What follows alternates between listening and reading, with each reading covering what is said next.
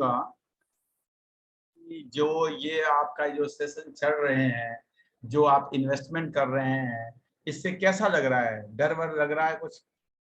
डर लग रहा है या लालच लग रहा है? एक चीज डर है या लालच है ताहिर जी? सर डर नहीं है बिल्कुल भी। अच्छा, फिलहाल लालच भी नहीं है। हाँ। समझ चल रही है सर साथ में। ऐसा नहीं लग रहा है कि यार इस समय पैसे होते जो पहले लगाए थे तो ज्यादा अच्छा होता? लग रहा है ना? बहुत लग रहा है सर, ये तो तो बहुत मिस कर रहा हूँ। वो मैंने वीडियो में भी कहा है कि मिस्टेक हो गई कि गलत शेयर्स में गलत टाइम पे मैंने चीजें डाल दी सर। आज उसका पछतावा है। नहीं नहीं इसलिए सर, वो एक्चुअल में हर क्या, चीज सीख के करनी चाहिए। मैं आप लोग को एक चीज बार बार बता रहा हूँ, मार्केट तभी नीचे जाएगा जब आपके पास पैसे नहीं। जब ध्यान रखिएगा, रिटेलर के साथ एक बहुत बड़ी समस्या, देखिए मार्केट सबको समझता है, मार्केट में बड़े बड़े ऑपरेटर्स हैं। मार्केट नीचे तभी जाएगा जब आपके पास पैसे नहीं होंगे, और मार्केट ऊपर तभी जाएगा जब आपके पास शेयर्स नहीं होंगे। ध्यान रखिएगा इस बात को। आप लोग कहते थे ना कि सर किसी ने 2020 में इतने पैसे कमाए, इतने पैसे कमाए, और मैं बार बार आपसे कहता था कि यार मेरे तो 10% ही बने। क्यों? क्योंकि जब 12,000 की मार्केट थी ना, तो मेरे सारे पैसे लगे हुए थे। मैं ऑन रिकॉर्ड बोल रहा हूं, जब 12,000 की मार्केट थी, कोरोना आया, मेरे तो सारे पैसे लगे हुए थे। मुझे तो पता नहीं था कि वो 7,000 चला जाएगा। थोड़ा बहुत कम हुआ हो रहा है, क्योंकि जब नीचे जाता है तो हम लोग तो डरने वाले इंसान है नहीं, तो लगा जो पैसे थोड़ा बहुत और है तो लगा दिया, बैठे हुए। तो जब वो 12,000 से 7,000 गया और 7,000 से दोबारा 12,000 गया, तो लोगों ने 7,000 से 12,000 की जर्नी देखी, लेकिन हमने तो 12,000 से 7,000 और 7,000 से 12,000 की जर्नी देखी। फिर वो 15,000 गया, तो हमारा पोर्टफोलियो तो 10% ही बढ़ा, क्योंकि 12,000 से 15,000 हुआ। समझ रहे बात? तो अगर रिटेल के लिए मैं बार बार बताता हूं कि मार्केट तब नीचे जाएगी जब आपके पास पैसे नहीं होंगे, और मार्केट तब ऊपर जाएगी जब आपके पास शेयर नहीं होंगे। कब ये मार्केट कब ऊपर चढ़ना शुरू होगी? मैं आप लोग को बता रहा हूं, जिस दिन अच्छे अच्छे शेयर जो हैं, HDFC, Asian Paint, Dabur, VIP, जो अभी अच्छे अच्छे शेयर है, इससे जब रिटेलर्स निकल जाएंगे, और धीरे धीरे निकलेंगे, मैं आपको बता रहा हूं, जब तक रिटेलर्स से नहीं निकलेंगे तब तक ये मार्केट ऐसे ही चलेगी, रुलाएगी, तंग करेगी, लगेगा यार हम तो फंस गए, बर्बाद हो गए, ये कहां आ गया, ऐसे होगा, और नीचे जाएगी, कभी ऊपर जाएगी, कभी नीचे जाएगी। जिस दिन रिटेलर इससे निकल जाएगा, उस दिन ये मार्केट ऊपर जाना शुरू हो जाएगी। मैं पास बता रहा हूं 2 महीने पहले, ये मार्केट नीचे जाना कब शुरू हुई? जब रिटेलर्स के पास पैसा खत्म हो गया, तभी वो नीचे जाएगी। और ऊपर उसी दिन चलना शुरू होगी जब रिटेलर्स के पास अच्छे शेयर्स, क्योंकि अच्छे शेयर्स, देखिए अगर आप 10 दिन यूट्यूब देखना शुरू कर दें, बुक पढ़ना शुरू कर दें, थोड़ा सा सुनील त्रिपाठी जैसा कोई आपको मिल जाए, तो 10 दिन में पता चल जाता है अच्छा शेयर कौन। जब ये इतना आसान है तो अच्छा शेयर तो सबने खरीद रखा है, सब खरीद लेते हैं, सबको पता है जी HDFC कैसा है, एस्टर कैसा है, एशियन पेंट कैसा है, सबको पता है। तो फिर इतना आसान है तो फिर भी कोई पैसा क्यों नहीं बनाता? सारा माइंड गेम जो है ना, वो बहुत इंपॉर्टेंट है, वो बहुत इंपॉर्टेंट है। रुचि जैन मैम कैसे हैं आप? सर बहुत गुड है। कैसा लग रहा है मार्केट के ऊपर नीचे जाने से? Sir feeling very relaxed. Relax है ना? देखिए सब कुछ इन्वेस्टेड है, रिलैक्स्ड। मैं आपको विश्वास होगा, पिछले 1-1.5 महीने से मैं कुछ बुक्स पे काम कर रहा हूं, और मैं आराम से अपना काम कर रहा हूं। मैं बार बार कहता हूं कि अगर आप सर्विस क्लास पर्सन है, अगर आप बिजनेस क्लास पर्सन अपना कुछ कर रहे हैं तो ज्यादा अच्छा है। जो दिन भर मार्केट में बैठे रहते हैं ना, वो आपसे कम पैसा बनाएंगे, ये मैं आपको बता रहा हूं। आज के देखिए, आप लोगों ने कभी, देखिए आप सब लोग अपना अपना फोन उठाइए, सब लोग अपना अपना फोन उठाइए, और केवल उस पर लिखिए biggest investors of stock market in India, ऐसे लिखिए, few biggest investors of stock market in India. लिखिए जरा उस पर, देखिए किसके नाम आते हैं, किन लोगों के नाम आते हैं उसमें। ऐसे पहले एक पहला लिंक, दूसरा लिंक, किसी में आ जाएंगे, 2-4 नाम आएंगे। देखिए जरा 2-4 नाम बताइए मुझे आप। Radha Krishna Damani, very good. Rakesh Jhunjhunwala, very Mukul good, Agrawal, very good. Indian associate. आप बताइए इनमें से कोई बता दे कि कोई दिन भर बैठ के ट्रेड करता है, इनमें से एक का भी नाम बता। ये वो लोग हैं जिन्होंने शेयर मार्केट में इंडिया में पिछले 10 साल में, 15 साल में, 20 साल में, 25 साल में, 30 साल में वेल्थ क्रिएट की है। ये टीवी पे बैठ के दिन भर इंटरव्यू भी नहीं देते, दिन भर नहीं कहते ये शेयर खरीद लो ऊपर जाएगा। ये वो लोग नहीं है जो दिन भर टीवी पे बैठे रहते हैं। आपने देखा होगा CNBC आवाज पे, या इनके पास वो टाइम नहीं है, ये अपना रिसर्च करते रहते हैं। अदरवाइज अपनी लाइफ को एंजॉय करते रहते। ये दो ही काम करते हैं, या तो अपना काम कर रहे हैं या लाइफ को एंजॉय कर रहे हैं। ये दिन भर ट्रेड नहीं करते। आप सोचिए जो ट्रेडर्स हैं जिनको लोग कहते हैं, आप आज भी मैंने आप लोगों को एक बोला कि जो बहुत अच्छे बिजनेस के निदेश शाह, जिनकी मैं इज्जत करता हूं, मैं बहुत इज्जत करता हूं, आप कभी भी निदेश शाह को सुनेंगे अगर आप थोड़ा बहुत जानते हैं तो निदेश शाह एक ऐसे पर्सन है जिनकी मैं इज्जत करता हूं। अगर मैं कहूं कि क्या मुझे पूजा करना चाहिए तो शायद मैं उनकी पूजा भी करूं, because he is so knowledgeable. आज मैं देख रहा था, उन्होंने मार्केट का व्यू दिया तो उसके ऊपर यूट्यूब पे 176 व्यूज थे टोटल। कितने? 176। और अचानक कोई एक नया सा लड़का आएगा 25 साल का, उसके घर में पता नहीं एक गाड़ी भी है कि नहीं, लेकिन एक यूट्यूब पे बढ़िया सा, क्योंकि उसको यूट्यूब बनाना आता है, उसे यूट्यूब पे काम करना आता है, वो एक वीडियो बनाएगा, how I made my first 1 crore rupees. पता नहीं उसने कभी 1 करोड़ देखे भी है कि नहीं देखे, और लोग उसकी वीडियो को फॉलो करेंगे, लाइक करेंगे, पता चलेगा कि उसके 1 मिलियन व्यूज है, 1 मिलियन व्यूज है। तो ये हमारे इंडिया की प्रॉब्लम है। ऐसा क्या है कि रचना राणा डे के इतने व्यूज हैं, लेकिन रचना राणा डे किसी बड़े फंड की फंड मैनेजर नहीं है। रचना राणा डे एक बहुत अच्छी एक्टर है, उनको पता है प्रेजेंट कैसे करना, इसलिए उनको इतने व्यूज हैं। लेकिन अगर आप कभी ये दमादी जी का इंटरव्यू देख लीजिए, निदेश शाह का देख लीजिए, सौरभ एक है वो पीएमएस ग्रुप के बहुत बड़े, उनका नाम है आई थिंक सौरभ मुखर्जी को देख लीजिए, आपको उनके व्यूज में 2000, 4000, 5000, 8000 व्यूज मिलते हैं। ऐसे ही होता है। इसीलिए जो लोग इन लोगों को फॉलो करते हैं, मैं आप लोग को नाम बताता हूं, इन लोगों को फॉलो कीजिए, इन लोगों को देखिए, इन लोगों से कुछ सीखिए, इनके इंटरव्यूज देखिए, आपको समझ में आएगा कि पैसा कैसे बनता है, तभी आपका पैसा बनेगा। ये लोग बड़े लोग हैं, ये लोग ऐसे लोग हैं जिन्होंने परिश्रम किया है, जिन्होंने मतलब कहते हैं ना कि पैसा बनाने के लिए सब कुछ किया है। मैं हमेशा कहता हूं, अगर मैंने 38 इयर्स की एज में मैं रिटायर हो सकता हूं, तो मुझे पता है केवल एक माइंड सेट के साथ आप भी रिटायर हो सकते हैं। आप भी रिटायर हो सकते हैं, अगले 14-15 साल और लग जाएंगे, आप आराम से रिटायर, और उसके बाद लाइफ इतना है। अभी मैं प्लान बना रहा हूं अमरनाथ जाने का, जाऊंगा, घूमूंगा, मजे दूंगा, मार्केट तब तक नीचे ऊपर करती रहे अपना। मैं पिछले साल केदारनाथ गया था, कुछ नहीं हो, कुछ कोई नाथ नहीं होता तो मैं अपने विश्वनाथ जी की नगरी बनारस में पहुंच जाता हूँ, वहां घुमाता हूँ। तो देखिए, मैं तो आपसे हमेशा कहता हूं कि सीखिए और सीख के लाइफ को एंजॉय कीजिए। ये जो थोड़े बहुत फ्लक्चुएशंस है, अगर आपके पास आपका डाइवर्सिफिकेशन सही। अभी भी मुझे बड़ा दुख होता है, लोग मुझे अपना पोर्टफोलियो भेजते हैं, मैं पहले दिन से बता रहा हूं कि आपका किसी शेयर में 3% से ज्यादा ना हो, 3% से कम ना हो, 5% से ज्यादा ना हो, आपके पोर्टफोलियो में 20 से लेकर 30 स्टॉक के बीच में हो, इस तरह से पोर्ट बनाए। लेकिन पता चलता है मुझे किसी ने एक्सेल भेजी अपनी, ऐसा मेरा एक बार रिव्यू करिए, उसके अंदर 50 स्टॉक है। अब मैं क्या, देखिए मेरा काम है, मेरे साथ रोज नए लोग जुड़ते हैं, मेरे साथ हर दिन 4-5 लोग, कोई नया पीएमएस में जुड़ जाता है, कोई नया वो जुड़ जाता है। तो मेरा काम है, मेरी टीम का काम है, नए स्टॉक जो अच्छे लेवल पे है उसको रिसर्च करना, और आप लोगों को मेरी ब्रॉडकास्ट लिस्ट बनी है जिसपे मैं डाल देता हूं कि जी ये एक अच्छा स्टॉक है, इसको खरीदा जा सकता है। लेकिन क्या हर स्टॉक आपको खरीदना है?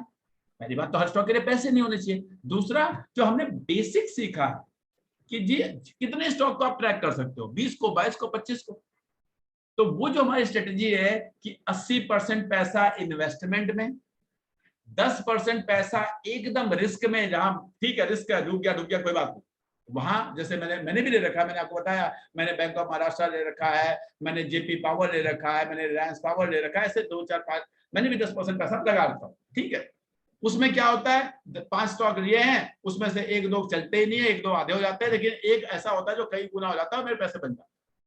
लेकिन वो 10% पैसे का, अगर मेरी 5 करोड़ की पोर्टफोलियो होगी तो उसमें 50 लाख रुपए लगाता हूँ, उससे ज्यादा नहीं लगाता।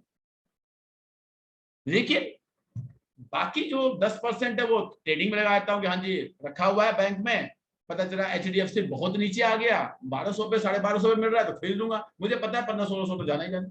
मुझे पता है एशियन पेंट जैसा स्टॉक है 3500-3600 का उसका लेवल है, अगर मुझे 2800 पे जिस दिन मिलेगा मैं उस दिन खरीदूंगा, मुझे पता।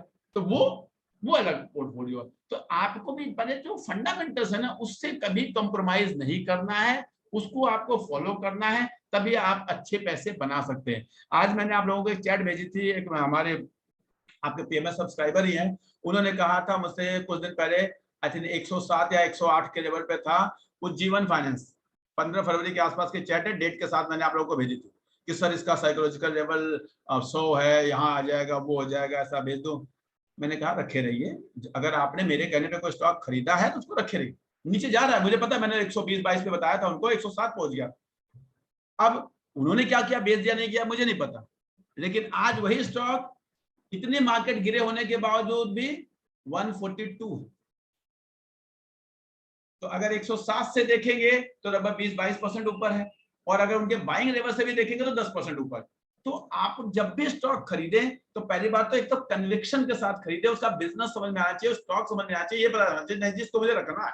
ये नहीं कि मार्केट में कुछ हुआ, थोड़ा सा पुतिन जी ने कुछ बोला और आपने स्टॉक बेच दिया, ये गलती करते हैं तो हम हमेशा उसका हमें लॉस होता है।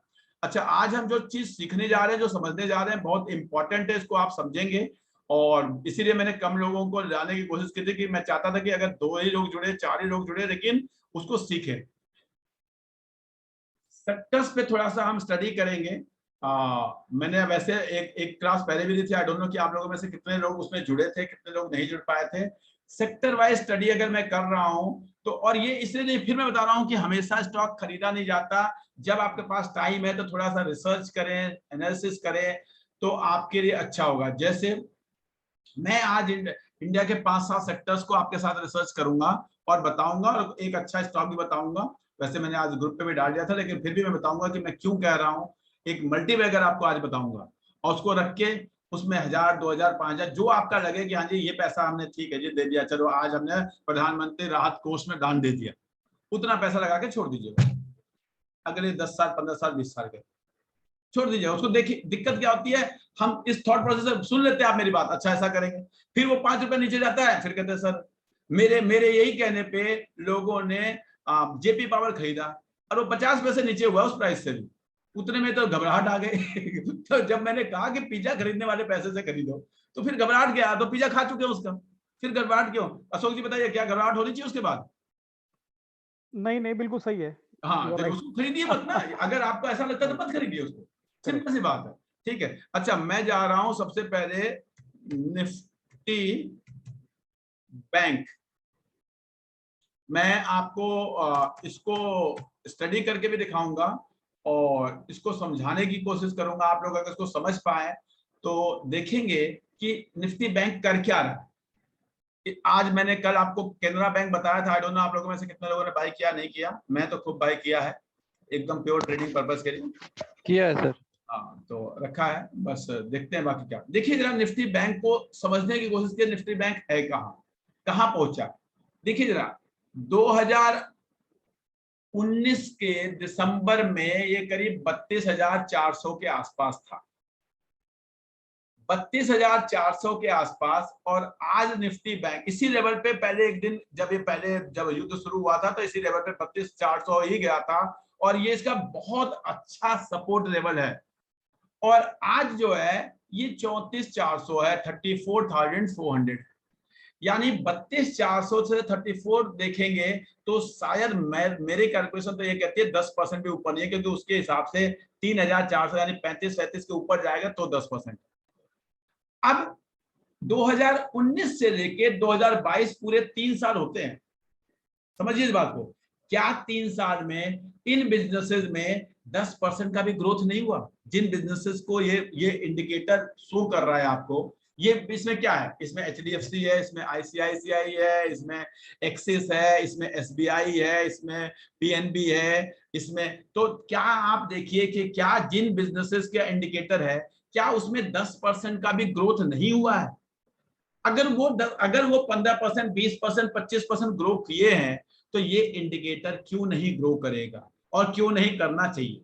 मैं अब इसी के साथ आपके साथ स्क्रीनर खोलूंगा कि 2019 से लेके आज तक में इसकी कंपोनेंट्स में क्या क्या हुआ। मैं खोलता हूं स्क्रीनर, ध्यान से देखिए, इनको समझिए, ये स्टडी है। इस तरह की स्टडी आप करेंगे तो आप सही सेक्टर सही समय पे खरीद पाएंगे, पैसे होंगे तो सोच पाएंगे, और आपको लगेगा हाँ यार खरीदा हुआ ठीक है, बिजनेस ग्रो कर रहा है तो हमारा पैसा ग्रो करेगा। आज ग्रो देखिए, मैं लगाता हूं एक्सिस बैंक।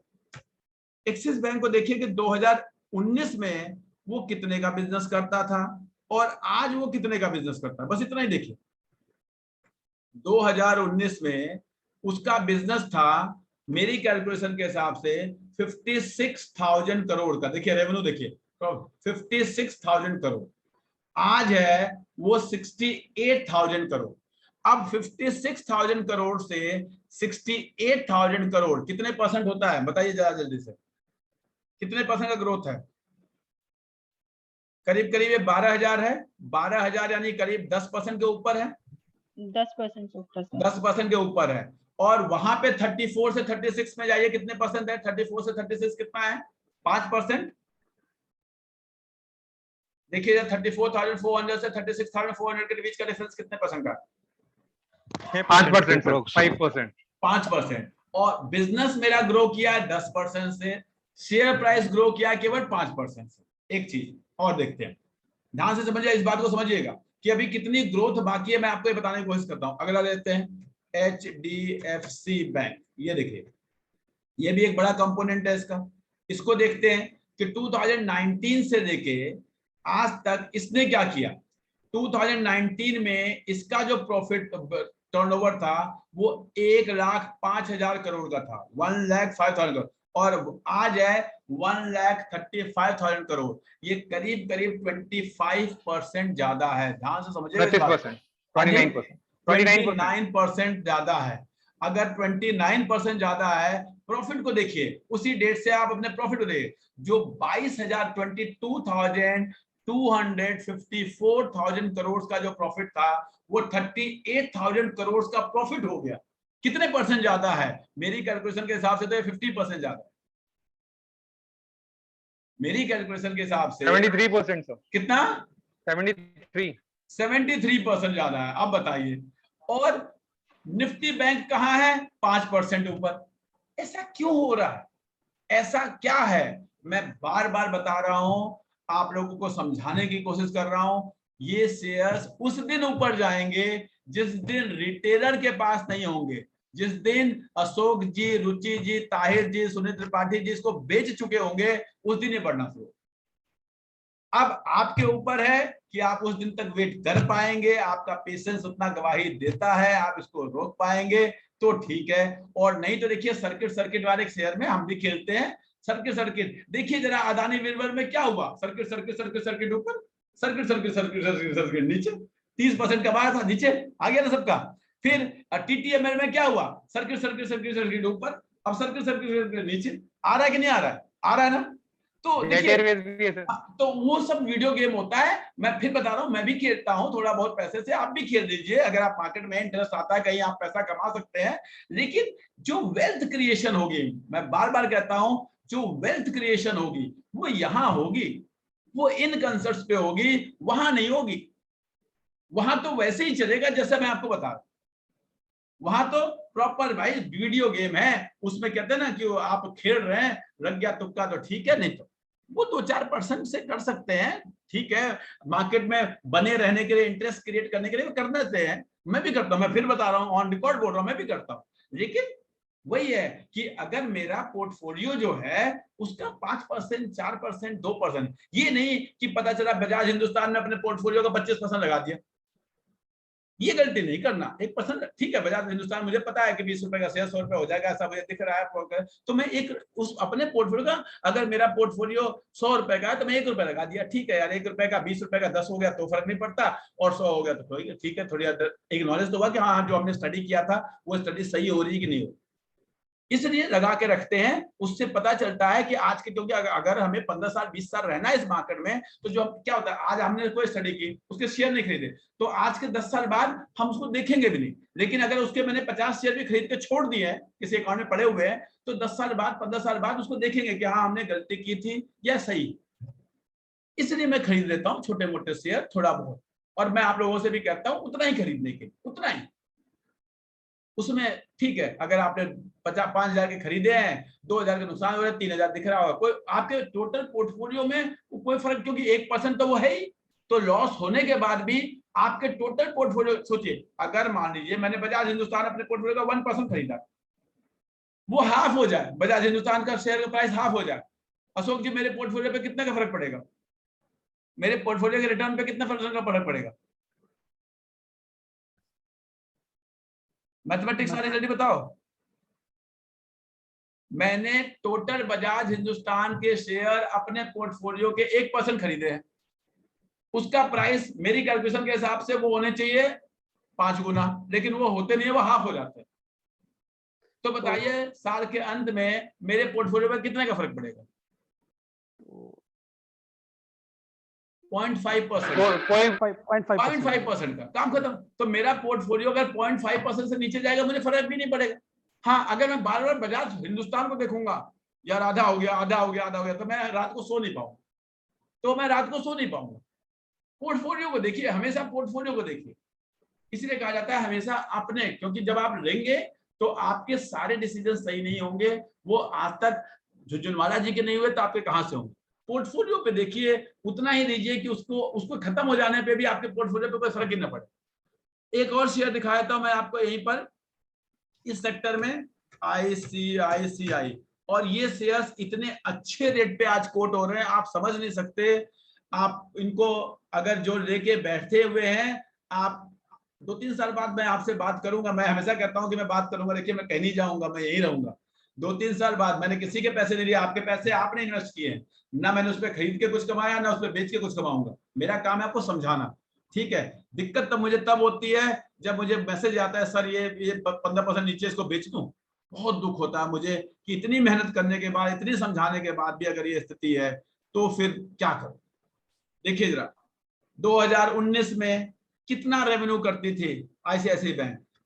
70,000 करोड़, 71,982 करोड़। आज कितना करती है? 95,000 करोड़। 3 साल में देखिए कितना रेवेन्यू बढ़ गया। 30% का रेवेन्यू, 33% का रेवेन्यू बढ़ गया।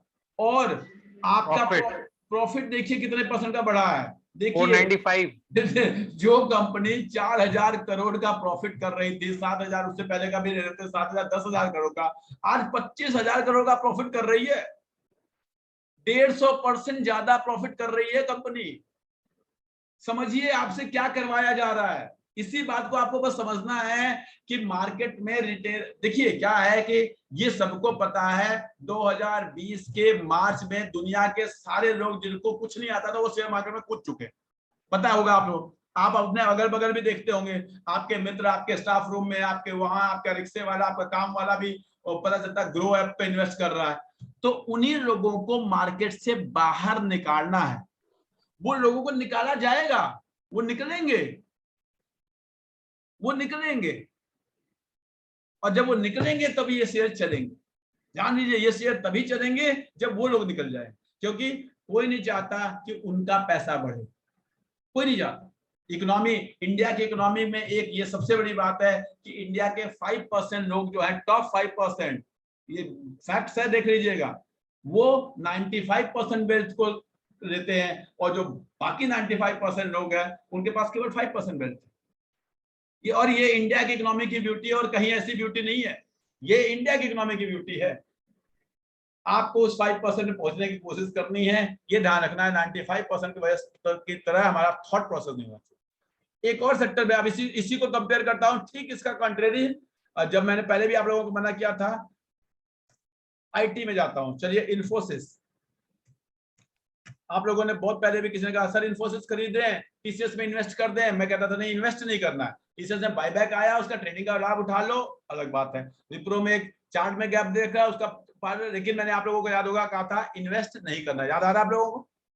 चलिए देखते हैं जरा। मैं जाता हूं यहाँ पे निफ्टी IT, देखिए जरा निफ्टी IT को देखते हैं। इसमें क्या हुआ इसी 5 सालों में? ये 2019 में कुछ यहां था। 2019 में निफ्टी IT 16,700 का था। ध्यान से सुनिएगा, निफ्टी IT 16,700 का था। आज वो सब गिरने पड़ने के बाद भी, जबकि सबको लग रहा है इन्फोसिस खूब गिर गया, TCS खूब गिर गया, विप्रो खूब गिर गया, मैं बता रहा हूं I am not investor in TCS, I am not in, पहले के जो पड़े हुए हैं वो मेरे वेल्थ क्रिएशन के, वो तो पहले के पड़े हुए हैं। लेकिन इन्वेस्ट करने के लिए इधर बीच में मैंने कुछ नहीं, मैंने बाईबैक आया था तब मैं थोड़ा सा खरीदा था, उस बाईबैक का फायदा उठाने के लिए। एक विप्रो के चार्ट में गैप बना था तो उसको उठाने के लिए मैंने किया था, लेकिन वो गैप फिर अभी नहीं हुआ। तो लेकिन देखिए जरा ध्यान से समझिए कि क्या ये 16,500 और आज ये 30,000 लगभग डबल हो गया। और जब ये ऊपर गया था तब तो ये 38,000 हो गया था, यानी 16-32 करीब लगभग डबल से भी ज्यादा। अब इन्हीं कंपनीज को हम कंपेयर करके देखते हैं इनकी परफॉर्मेंस को कि क्या ये पिछले 3 साल में क्या हुआ। चलिए जी, मैं दे देता हूं इन्फोसिस, ये लीजिए 2019 से देखिए जरा। और बहुत सिंपल है, क्या है कि हम जानते हैं, लेकिन हम इनका देखिए जरा 2019 में ये 20,000 करोड़ का 82,000 करोड़ का रेवेन्यू था इसका। और अब अगर ये 121 करोड़ का, यानी करीब 50% बढ़ा, 50% बढ़ा। लेकिन प्राइस कितना बढ़ा है वहां पे, अभी कितना दिखाया मैंने आईटी इंडेक्स को, कितना बढ़ा है वो दिखाया आपको मैंने, आपको 100%। अब वो 100% तब है जब इतना गिरने के बाद है, 100% तब है जब इतना गिरने के बाद है, अदरवाइज तो 38,000 था। क्या रुचि जैन जी, अशोक जी, क्या आप समझ पा रहे हैं ये डिफरेंस समझ में आ पा है? आप बताइए अपॉर्चुनिटी कहां पर है, अपॉर्चुनिटी कहां पर है, बैंक में है या आईटी में है? बैंक में। लेकिन आज भी हमें क्या दिख रहा है, मैसेज क्या आता है, सर इन्फोसिस गिर गया, खरीद रहे हैं क्या? मैसेज ये आता है। क्यों ऐसा मैसेज क्यों आता है? क्योंकि जो इन्फोसिस पिछले 2 साल में बढ़ा है ना, लोगों को लगता है ये बढ़ा है और बढ़ेगा। देखिए हमेशा जाने जो पास्ट में बहुत तेजी से बढ़ा है, बार बार बताता हूं, जो पिछले 1 साल में 6 महीने में बहुत तेजी से बढ़ गया, वो अपॉर्चुनिटी अब खत्म हो गई, अब वो कहीं और शिफ्ट होगी। उस अपॉर्चुनिटी को ढूंढना है। जितना आप अपॉर्चुनिटी को ढूंढेंगे, जो ये नहीं होगा कि पता चला ये भाग रहा है इसी को पकड़ो, तो यही गलती हम सबसे बड़ा करते हैं। देखिए जरा एक और देखते हैं जरा। सर मैं एक पॉइंट ऐड करना चाहूंगा। हाँ बोलिए सर। आईटी इंडस्ट्री हाँ वर्ल्ड वाइड, मतलब आप ये देखिए कि पूरा जो एक आपने वर्ड तो सबने सुना है, डिजिटाइजेशन, राइट? तो आईटी इंडस्ट्री पूरे वर्ल्ड में हर सेक्टर में उस लेवल पे डिजिटाइजेशन प्लस इसका आईटी का इतना ज्यादा हो चुका है कि ये आज गैप भी है तो ये ग्रोथ इसमें रहेगी। मतलब नहीं मैं सर मैं आपको बता रहा हूं, मैंने अभी थोड़ी देर पहले कहा कि मेरे पास टीसीएस के शेयर है, अगर ग्रोथ ना होती तब तो मैं बेच चुका होता। बिल्कुल। अगर मुझे ये दिखता कि टीसीएस में ग्रोथ ही नहीं है अब, लेकिन टीसीएस जब मैंने खरीदा था तो जो प्राइस था, आज मैं ये कहना चाह रहा हूं आज खरीदने के प्राइस पे नहीं है, बस मैं ये कहना चाह रहा हूं। हाँ, गॉट इट। आज खरीदने के प्राइस पे नहीं है। हो सकता है कल को जब इसका रेवेन्यू बढ़ जाए, प्रॉफिट बढ़ जाए, या इसी प्राइस के आसपास कहीं कंसोलिडेशन हो जाए 5-6 महीने 1 साल, तो हम दोबारा खरीद लेंगे। But this is not the price two by, ये मैं आपको बताना चाह रहा हूं। अपॉर्चुनिटी दूसरी जगह पर है, लेकिन हम जा रहे हैं तीसरी जगह पे, बस ये मैं बताना चाह रहा हूं। देखिए जरा टीसीएस को समझिए। अब टीसीएस को देखिएगा कि 2019 में इनका रेवेन्यू क्या था। 2019 में इनका रेवेन्यू हुआ करता था करीब 146 लाख का, और जो 190 का है, यानी शायद 30% के आसपास बढ़ा होगा, 30% के आसपास। और प्रॉफिट भी देख लेते हैं जी।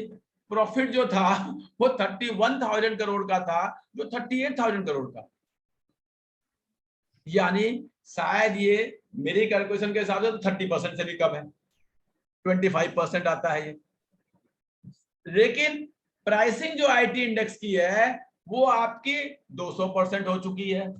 अब बताइए ताहिर जी, क्या इस समय हमें आईटी में इन्वेस्ट करना चाहिए? नहीं सर, नॉट राइट टाइम। हाँ, क्या इन्फोसिस खराब है, क्या टीसीएस खराब है? ऐसा नहीं है। आपको मैं पास्ट में भी ये चीज को करके दिखाता हूं कि ऐसा कैसे हुआ। देखिए जरा, आप लोग को याद होगा कोरोना के टाइम पे जो सबसे ज्यादा कंपनी भागी थी बहुत तेज, वो कौन सी थी? याद है आप लोगों को? किसी को याद है? कोरोना के टाइम पे मैं बताता हूं, हिंदुस्तान यूनिलीवर। HUL। जब सारी कंपनियां नीचे जा रही थी तो हिंदुस्तान यूनिलीवर एक ऐसी कंपनी थी जो ऊपर जा रही थी। अभी दिखाता हूं मैं आपको। लेकिन वही बात है, जब कोई कंपनी बहुत तेजी से भाग चुकी होती है तो उसके बाद वो कॉन्संट्रेट करती है। उसी चीज को हमें समझना है। देखिए जरा, ये देखिए, ये है चार्ट आपका 5 ईयर का हिंदुस्तान यूनिलीवर का। कोरोना कहां था, याद आ रहा है आप लोग को? ये देखिए, यहां पे कोरोना था, ये कोरोना था, ठीक है। मई के बाद ये देखिए क्या भागी थी ना। कोई कंपनी ऐसे नहीं भागी थी जिस तरह से ये भागी थी। नवंबर तक तो अक्टूबर तक तो हिली नहीं थी कंपनियां। आप बाकियों का अगर मैं इसी को कंपेयर कर देता हूँ, मान लीजिए टीसीएस से कर लो या किसी और से कर दो, देखो जरा टीसीएस से करो तब आपको समझ में आएगा कि देखिए जरा टीसीएस में क्या हुआ था। यहां से लेके ये था आपका 2200 से कहां पे गई वो 1500 पे, 2200 से 1500 पे। लेकिन on the other hand HUL देखो, हिंदुस्तान यूनिलीवर टॉप कितना था उसका, टॉप इसका था आपका 2400, गई कहां पे 2000, मतलब 20% नीचे, 20% नीचे। लेकिन ये जो भागी ना, ये आपका ये जो अपवर्ड मूव था, अब देखिए जरा आपको हिंदुस्तान यूनिलीवर कहां मिल रहा, अब आपको हिंदुस्तान यूनिलीवर उसी लेवल पे मिल रहा है जिस लेवल पे कोरोना के टाइम पे था। समझिए इस बात को, हिंदुस्तान यूनिलीवर उस लेवल पे मिल रहा है जिस लेवल पे कोरोना। देखिए मार्च अप्रैल 2020 में इसका प्राइस हुआ करता था 2100, आज भी 2100 है।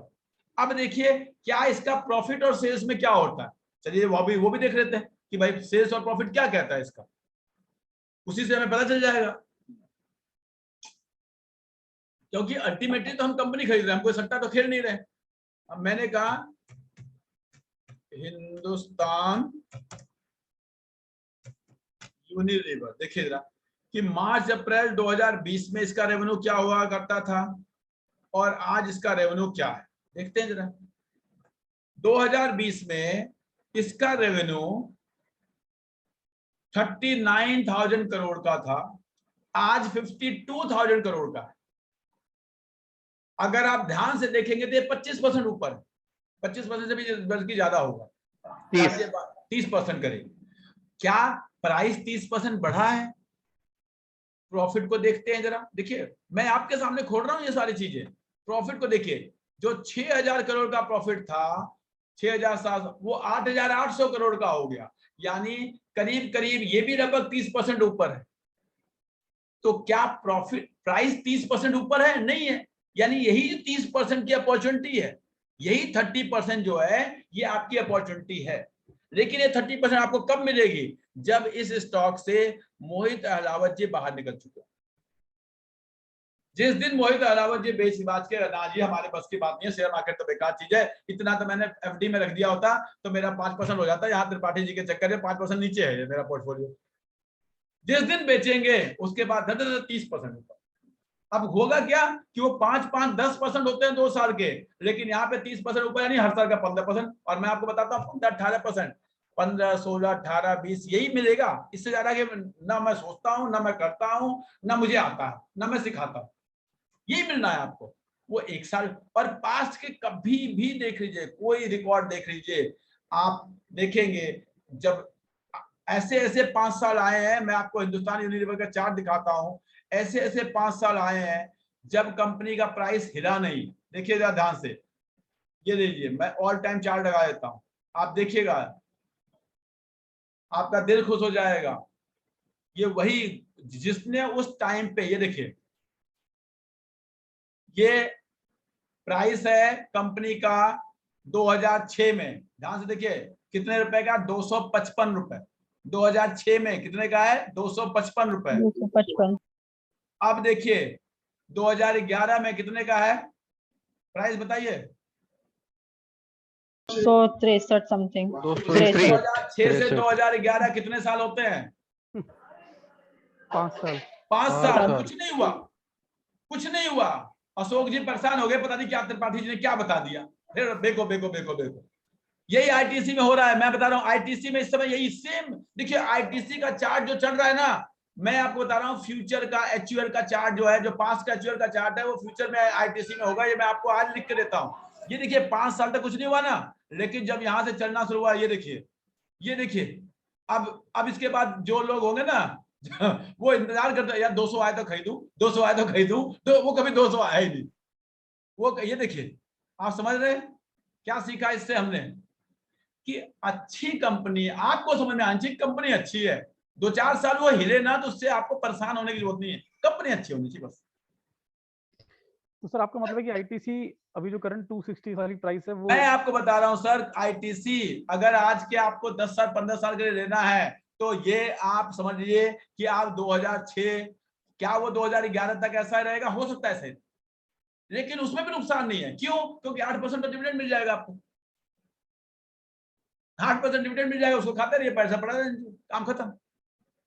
ये यही चार्ट बता रहा हूं मैं आपको। उसके बाद फिर क्या होगा ये देख लीजिए, ये यही होगा, यही होना है आईटीसी में। जो लोग कहते हैं ना कि मैं तो देखिए क्या है कि आप लोग टिप्स देखते हैं, मैं कहता हूं थोड़ा सा रिसर्च करो, एचयूएल आईटीसी बिजनेस को कंपेयर करो, देखो क्या सेम जैसा बिजनेस है, एकदम सेम जैसा है, ऐसा एचयूएल में हुआ एकदम ऐसा ही हुआ, फिर समझ में आता है कि हाँ जी ऐसा होगा।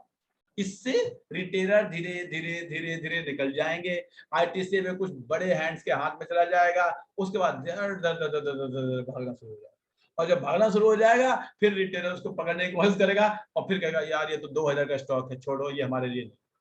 आज मुझसे लोग कहते हैं सर छोटा स्टॉक बताइए, मैं उनको छोटा बताता हूं तो कहते हैं नहीं यार ये तो चलता ही नहीं, ये तो चलता ही नहीं। मैं तो वही बात है ना कि समझने की बात है बस। तो मैं तो आईटीसी मैंने तो पता नहीं शायद अपने बच्चों के लिए खरीदा हुआ है आईटीसी, तो अपने तो खरीदा ही नहीं है, रखा हुआ है, रखा हुआ पड़ा हुआ है। बाकी मैंने जो ट्रेड करने वाले थे मैंने बेचे भी थे, मैंने आपको बताया भी था कि मैंने बेचे हैं, इस रेट पे खरीदा है, इस रेट पे बेचा है, वो ठीक है अपना। लेकिन जो इन्वेस्ट किया उसको तो मैं देखता भी नहीं, खरीदा हुआ है जी 190, 200, 204, 205, 230 में भी खरीदा हुआ, 232 में भी खरीदा हुआ, पड़े हुए। क्योंकि मुझे उसमें नुकसान, मुझे समझ, लोग कहते हैं नुकसान है, मैं कहता हूं नुकसान है कहाँ, जब वो मुझे साल में 8% डिविडेंड दे रहा है। मैं ये मान के चलता हूं मेरा एसबीआई में एफडी पड़ा हुआ है, जब मेरा एसबीआई में एफडी पड़ा हुआ है वो मुझे 5-6% देता, उससे तो ज्यादा अच्छा है ना। बताइए अशोक जी कुछ कहना चाह रहे हैं आप? नहीं, I am just thinking from that perspective, you are right. हाँ तो वही सर, ये ना सब कुछ हमारी सोच है, इस सोच को हमें अगर इक्विटी मार्केट में रहना है। अब देखिए सबसे बड़ी न्यूज आई कल, रामदेव अग्रवाल ने कल कैंपस के पता नहीं 50,000 कितने 50,000 शेयर खरीदे हैं, पता होगा आप लोगों को, पढ़ा होगा आप लोगों ने। मोतीलाल ओसवाल ने सर। हाँ जी मोतीलाल ओसवाल ने। वही मोतीलाल ओसवाल के मालिक का नाम है रामदेव अग्रवाल। करेक्ट। जो मोतीलाल ओसवाल कंपनी है उसके जो ओनर है, मैं बता रहा हूँ रामदेव अग्रवाल जैसे लोगों की मैं पूजा करता हूँ, बिकॉज वो लोग वेल्थ क्रिएटर हैं। वो लोग आपको रामदेव अग्रवाल रोज टीवी पे बैठ के नहीं कहेंगे ये इतना रुपया नीचे शॉप लगा और कभी मिलेगी नहीं। उनका साल में एक बार इंटरव्यू लेने के लिए ये जो टीवी वाले हैं ना उनके आगे पीछे घूमते रहते हैं। जो टीवी पे जो दिन भर बैठे हुए हैं वो रामदेव अग्रवाल बन ही नहीं सकते, वो कभी नहीं बन सकते रामदेव अग्रवाल। तो अगर आपको रामदेव अग्रवाल के इंटरव्यूज देखिए, मैं कहता हूं देखिए, तब आपकी सोच में परिवर्तन होगा।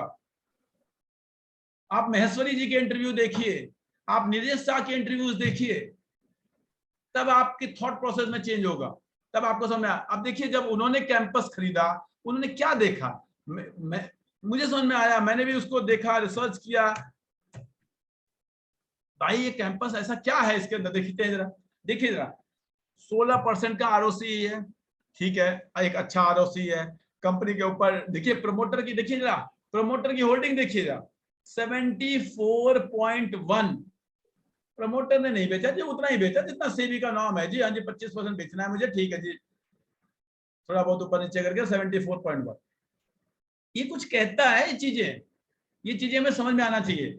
11,000 करोड़ की कंपनी है, पता चलेगा कि आज के 5 साल बाद 50,000 करोड़ की हो गई, तो ठीक है यार थोड़े से शेयर हम भी खरीद के रख लेते हैं, पड़ा हुआ है। ये जब ये तो मान के चलिए रामदेव अग्रवाल की जब इतनी बड़ी टीम है वो तो गलत नहीं करेगी ना। ये तो देखिए अपने आप को कई बार बेवकूफ बनने में ज्यादा अच्छा है, कई बार ज्यादा इंटेलिजेंट नहीं बनना चाहिए, कई बार बेवकूफ बनो यार। बड़े लोग कहते हैं ना कॉपी कर लो बड़े लोगों को, ज्यादा सीख लोगे आप। बड़े लोग कहते थे हम जब हम लोग बच्चे थे कि ये आपके गुरुजी है इनसे सीखो, ये आपका बड़ा भाई आईआईटी क्लियर किया इससे सीखो। तो उसी तरह शेयर मार्केट में भी जो वैसे लोग हैं उनसे सीखो जिन्होंने करके दिखाया हुआ, दिखता है उनके स्टोरीज में, दिखता है कि हाँ जी ये आदमी इतने की वेल्थ क्रिएट किया हुआ। और कोई ऐसा नहीं है जो कह सकता है कि हाँ जी मोतीलाल ओसवाल की वेल्थ क्रिएशन में किसी को कोई भी कहीं इफ बट लगा सके। आप मोतीलाल ओसवाल की रिसर्च रिपोर्ट पढ़ के देखिए, कई बार मैंने मोतीलाल ओसवाल में केवल अकाउंट इसलिए खुलवा के रखा हुआ है क्योंकि मैं महीने में 2-4 वेल्थ उनकी केवल रिसर्च रिपोर्ट पढ़ता हूं।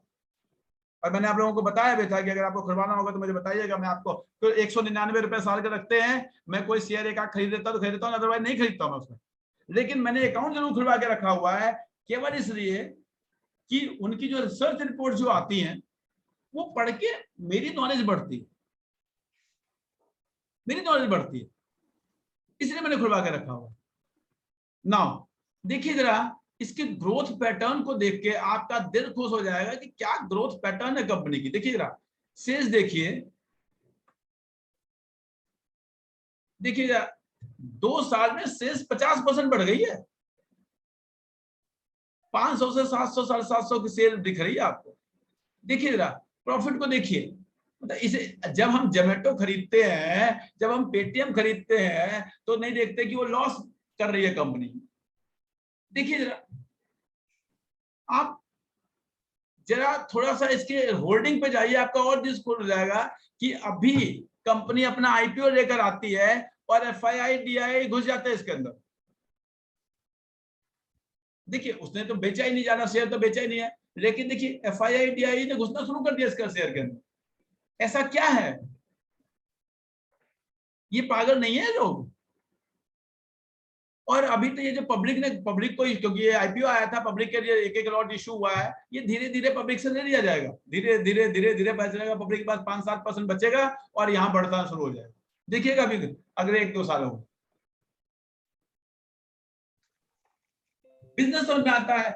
आप जितने भी लोग, अगर आप में से कोई भी आगरा का, इलाहाबाद का, पंजाब का, कर्नाटक का सिटीज में जाएंगे तो आप देखेंगे कैंपस के शूज जो होते हैं ना, हर स्कूल के बच्चे की ख्वाहिश होती है मेरा सफेद शूज जो है कैंपस का हो।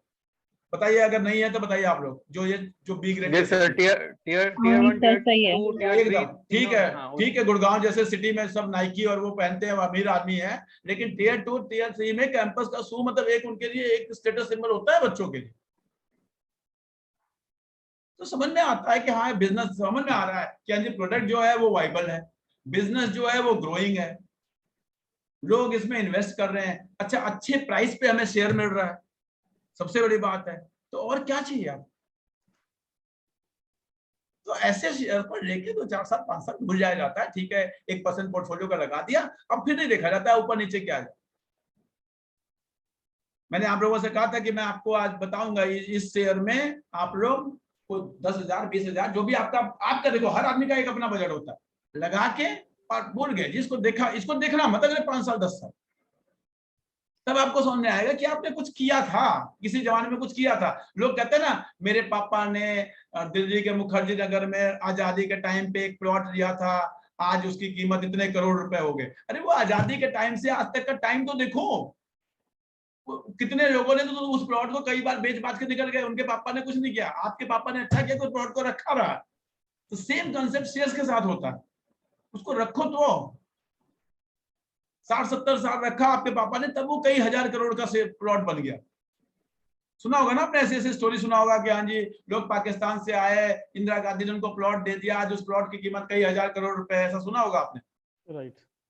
तो और कई लोग ऐसे होंगे जो उनको बेच बाच के चले गए, ना जी ये तो जंगल है यहाँ कौन रहेगा, चलो जी कहीं और, उसी को बेच के कहीं छोटा सा खरीद लिया, वहां रहने लगे, आज उसका कुछ नहीं हुआ। तो ये सब थॉट प्रोसेस है। जब मैं आपको बता रहा हूं, मेरे एक मित्र हैं यहाँ पे गुड़गांव में एक जगह है डीएलएफ फेज 3, वहां पे 60-60 गज के प्लॉट कटे थे किसी टाइम पे, उन्होंने काटा था डीएलएफ ने, 20-20 हजार रुपए में दिए थे। आज एक प्लॉट की कीमत 1.25 करोड़ 1.5 करोड़ तक है। लोग कहते हैं आज देखो कितना बढ़ गया। मैं ऐसे 500 लोग जानता हूं जो उन्होंने वो 20,000 का प्लॉट जब 30,000 का हुआ तो बेच दिया, ये छोटा 60 गज का प्लॉट यहाँ कौन ले गए, किस काम का, और 1.5 गुना हो गया जी, बेच दिया। उसको कई करोड़ का होने के लिए रखना पड़ेगा ना, होल्डिंग कैपेसिटी होनी चाहिए ना आपकी, वो बहुत इंपॉर्टेंट है, वो बहुत इंपॉर्टेंट है। और डीएलएफ ने कब काटे थे, 1982 में, आज हो है 2022।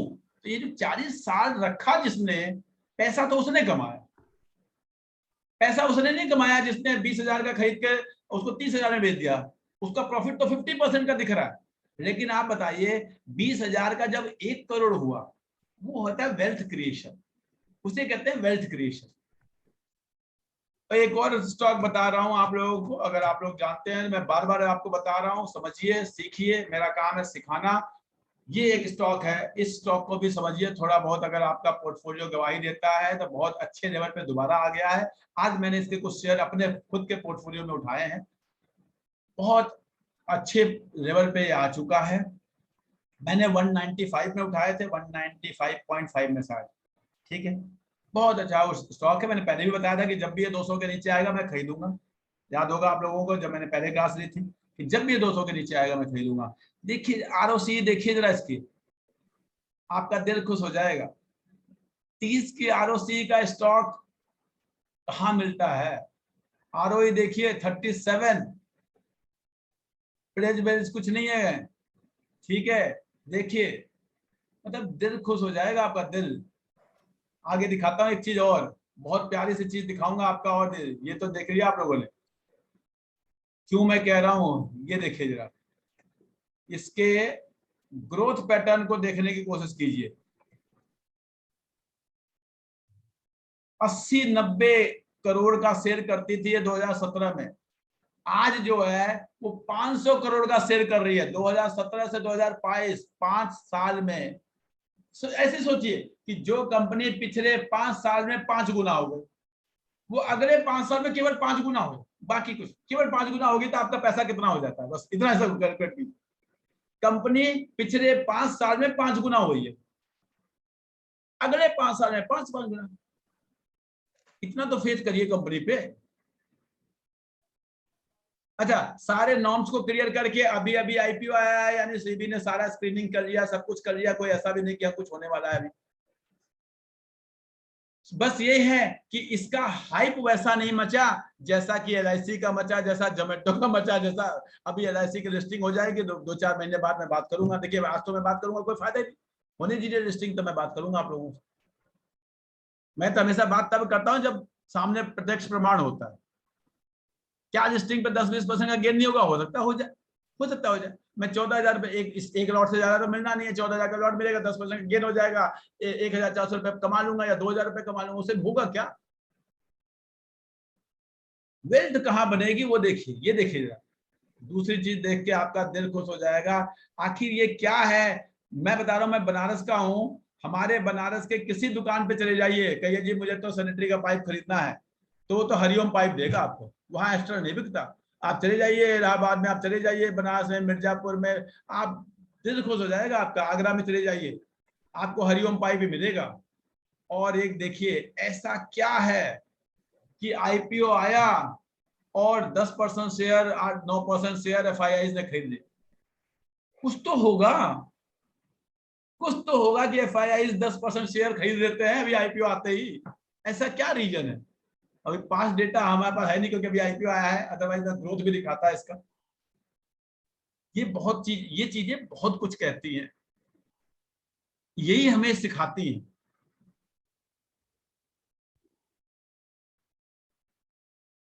हमें लोग कहते हैं ना कि जब टाइटन आया था तो 1 रुपए का आया था, 5 रुपए का आया था, आज इतना हो गया। आज ये आ रहे हैं, ये चीजें आपके पास आ रही हैं, ये आ रही है। ये वही सिचुएशन है जो आज के 20 साल पहले टाइटन आया था, आज के 30 साल पहले टीसीएस आया था, जो एचडीएफसी आया था 20 साल पहले, ये वही सिचुएशन है। आज हरिओम पाइप आया है, आप कैंपस आया है, ये अच्छी कंपनियां हैं, छोटी छोटी कंपनियां हैं। सोचिए एस्टर पाइप ने पिछले 10 सालों में क्या किया है, अगले 10 सालों में हरिओम पाइप वो करने वाला है, ये ध्यान रखिएगा। हरिओम पाइप वही करने वाला है जो एस्टर ने पिछले 10 साल में किया, उसी को आपस में कंपेयर कीजिए, आपको सब कहानी समझ में आ जाएगी। ये मान के चलिए कि अगर बनारस की हर दुकान में हरिओम पाइप है, तो बनारस में घर बनाने वाला गुड़गांव में आके एस्टर पाइप तो खरीद के नहीं ले जाएगा, वो तो दुकान पे जाएगा, कहेगा भैया दो, जो देगा अच्छा, उसी में क्वालिटी आती है। उसमें भी क्या होता है, अगर आप लोग पेंट वेंट खरीदते हो, इस तरह की चीजें खरीदते हो ना, तो इसमें ना किलो का हिसाब होता है, 6 किलो का, 5 किलो की पाइप जो खरीदते हैं आप, तो 4 किलो वाली दे दो, 6 किलो वाली, मतलब एक ही कंपनी कई टाइप का बनाती है। जैसे मैंने खरीदा था, मैंने भी मकान बनवाया था, तो वो 6 किलो वाला अलग होगा, 4 किलो वाला अलग होगा, आईएसआई अलग होगा, विदाउट आईएसआई अलग होगा, तो वो मिलते हैं चीजें। हाँ अशोक जी, आप कुछ कहना चाह रहे हैं? सर मेरा क्वेश्चन ये था कि जैसे ये कंपनी तो समझ में आ रही है and he has really given a good growth और हम वो प्रोजेक्शन भी कर रहे हैं, बट ओवरऑल जब हम बात करते हैं कि लॉन्ग टर्म पर्सपेक्टिव, तो इसका रेवेन्यू तो ओवरऑल 5000 करोड़ के आसपास हुआ नहीं। इसका क्या है? ओवरऑल हम जो बात कर रहे थे ना, रेवेन्यू कम से कम 5000 करोड़ वो जो पहले डिस्कस करते थे। रेवेन्यू या मार्केट कैप? मार्केट कैप, हाँ। सॉरी। तो उस पर्सपेक्टिव से इसको थोड़ा सा उस लेवल का डाइवर्शन लेके चल रहे हैं। हाँ, ये देखिए, ये 500 करोड़ की कंपनी है जो अगले 10 साल में 5000 करोड़ की बनेगी। हाँ 10 टाइम्स ये होगी और आपका पैसा भी 10 टाइम्स होगा। 10, देखिए सर, 10 साल में अगर 10 गुना होता है तो 20 साल में 100 गुना होता है। राइट। ये उस तरह की कंपनियां हैं जिसमें हम छोटा सा एक पोर्शन लगा के 1%, 1.5%, 2% लगा के भूल जाते हैं। ठीक। और इस तरह का आपके पास 10% अपना इन्वेस्टमेंट का है कि आपने उसमें से 1% आपने हरिओम पाइप में लगा दिया, 1% आपने पता चला कि इसमें लगा दिया, कैंपस में लगा दिया, ऐसे 2, 3, 4, 5 में लगा के अब भूले हुए पड़ा हुआ है। ठीक है, पता है कि खराब नहीं है, ये अच्छी तरह पता है। हम ऐसा नहीं है कि हमने कोई कहता है हमने कोई सट्टा नहीं लिया, हमने सट्टा यहाँ पे नहीं लिया, हमने यहाँ पे अपनी रिसर्च की है। पहले हमने बिजनेस को देखा है, क्या ये बिजनेस वाइबल है। हम पहले देखते हैं हमारे आसपास चीजें हो, बिकती हो, बिजनेस चलता हो, दिख रहा हो। इंडिया में घर बन रहे हैं, कोई कच्चा घर नहीं बना रहा, आप सब लोग पक्के घर बना रहे हैं। पक्के घर बना रहे हैं यानी पाइप भी खरीदेंगे, पक्का करेंगे, तो ये चीजें समझ में आती है। तो बिजनेस समझ में आता है, ग्रोथ समझ में आता है, दिख रहा है क्वार्टरली ग्रोथ जो हमें प्रोजेक्ट किया गया है, जो अभी अच्छा, ये गलत भी नहीं हो सकता। क्यों? अभी जो ग्रोथ आपको दिया गया डेटा थोड़ा बहुत नो डाउट आईपीओ के टाइम पे फैब्रिकेटेड होता है, मैं अभी बता रहा हूँ आपको, लेकिन सेबी के नॉर्म्स को फॉलो करना, आजकल तो बहुत सारी चीजें सेबी बहुत स्ट्रिक्ट हो गई है, तो ठीक है। वही मैं फिर भी वही है कि हम 5 खरीदेंगे, उसमें से 2 नहीं चलेगा, 2 आधा हो जाएगा, लेकिन एक जो है वो 10 गुना हो जाएगा। वही एक जो 10 गुना हो जाएगा वो सबकी लॉस को भी पूरा कर देगा और आपको कई 1000 करोड़ रुपए भी तक बना सकता है, डिपेंडिंग अपॉन कि आप कितना उस पर फेथ करते हैं, कितने टाइम तक उसको रखते हैं। इसमें कोई क्वेरी है आप लोगों का? तो और कोई रुचि जी, आप कुछ बोलना चाहते हैं? हाँ नहीं सर, इसके लिए कोई क्वेरी नहीं है। कोई क्वेरी नहीं है। ये तो मैंने आप लोगों को 2 सेक्टर के बीच में मैंने क्या सिखाया आज आप लोगों को कि जब हम इन्वेस्ट करते हैं तो हम किस सेक्टर्स में कैसे अपॉर्चुनिटीज को देखते हैं कि पिछले 2 सालों में, 1.5 सालों में कौन सा सेक्टर बहुत तेजी से बढ़ चुका है, उसमें हम इन्वेस्ट। क्योंकि जनरली क्या होता है, बाकी लोग क्या करते हैं, वही इन्वेस्ट करते हैं। बाकी लोग वही नहीं कि वो बढ़ रहा है। हमें ऐसा नहीं करना। हमें दिख रहा है कि हाँ जी, पिछले 2-3 सालों में ऑटो बिल्कुल नहीं। देखो, कोई मैं आपको बता रहा हूं, जब मारुति चलेगा तो कोई खरीद नहीं पाएगा। मैं बार बार बता रहा हूं, मारुति आप लोग खरीद नहीं पाएंगे। मारुति में मैंने कई बार टारगेट दिया, कई बार बिकवाया भी, सब कुछ किया, लेकिन मारुति आप खरीद नहीं पाएंगे जिस लेवल पे आज मिल रहा है। फिर बहुत अच्छे लेवल पे मारुति आपको मिल रहा है। 7200 पे आया था, तभी मैंने आपको बताया था खरीदो। अभी आया था 2-3 दिन पहले आया था, तभी मैंने क्लास भी दी थी, तभी कहा था मारुति खरीदो। अब 7500 पहुंच गया है। फिर बता रहा हूँ, ये लेवल अगर आप बार बार देखें, फिर देखिए, मैंने पिछले क्लास में बताया था, ये बना हुआ पिछले क्लास का, ये हर बार आपको हायर लो बनाना शुरू कर दिया है। और ये हायर लो जब बनने शुरू हो जाते हैं, आज का कैंडल तो बहुत ही अच्छा बना है, तो देखते हैं। हाँ जी अशोक जी, आप कुछ कहना चाह रहे हैं? नहीं सर, कोई क्वेश्चन नहीं। आपका हैंड रेज किया हुआ था तो मुझे ऐसा लगा। ठीक है, तो ये शेयर ऐसा शेयर है जिसको खरीदिए। इसके रिजल्ट देखिए जरा, मारुति के रिजल्ट मैं आपको दिखाता हूँ। लोग कहते हैं खराब है, मुझे तो समझ नहीं आता कहाँ से खराब है। वो टीवी पे बैठते हैं, कहते हैं मारुति के रिजल्ट खराब है। देखिएगा, इतना तो मैंने आप लोगों को सिखा दिया। ये देखिए, ये क्वार्टरली रिजल्ट आया इस बार का इनका। इसको आप समझने की कोशिश कीजिए, इस रिजल्ट को। ये मारुति का सेल्स की फिगर है, जो पहले कभी 23-24 हजार करोड़ की होती थी, कोरोना के टाइम पे घट के 17,000 करोड़ हो गई थी, 20 हो गई थी, लेकिन अब 26,000 करोड़, यानी हाईएस्ट एवर सेल पे दोबारा मारुति आ चुकी है। समझिए इस बात को। प्रॉफिट देखिए जरा, जो पहले प्रॉफिट इनका 19,000 करोड़ तक, 1900 करोड़ तक था, कोरोना के टाइम पे घट के 400-500 करोड़ पे आ गया था, लेकिन फिर 1800-1900 करोड़ हो गया। देखिए जरा ध्यान से, मार्च 2022 का डेटा देखिए, यानी जो highest ever revenue, highest ever profit पे कंपनी दोबारा पहुंच चुकी है। देखिए, कोरोना के टाइम पे नहीं बिका, ठीक है, हर कोई गाड़ी नहीं खरीद रहा था उस समय, सबकी सिचुएशन ऐसी थी, कोई अगर मुझे गाड़ी चेंज भी करनी थी तो नहीं किया मैंने, ऐसा था। लेकिन आज वो सिचुएशन नहीं है। देखिए रेवेन्यू को देखिए, प्रॉफिट को देखिए, ELG को देख लेते, ये तो आपको मैंने क्वार्टरली दिखाया। ELG को देखिए, ELG इनका ये जो था, जो 80-90 हजार करोड़ का सेल हुआ करता था, ये 70 पे आ गया था, लेकिन दोबारा देखिए 90 पे आ गया। ध्यान से देखिए इसको कम, क्योंकि ये डेटा जब आप देखेंगे तो देखिए आज तक पास्ट में कभी इतनी सेल हुई नहीं जितनी इस बार 2022 के मार्च में हुई है। हुई थी, लॉस हुआ था कंपनी को, मतलब लॉस क्या, सेल कम हुई थी, 86,000 करोड़ से 70,000 करोड़ पे आई थी, तो दैट वाज अ डे, वो सब निकल गया चीजें।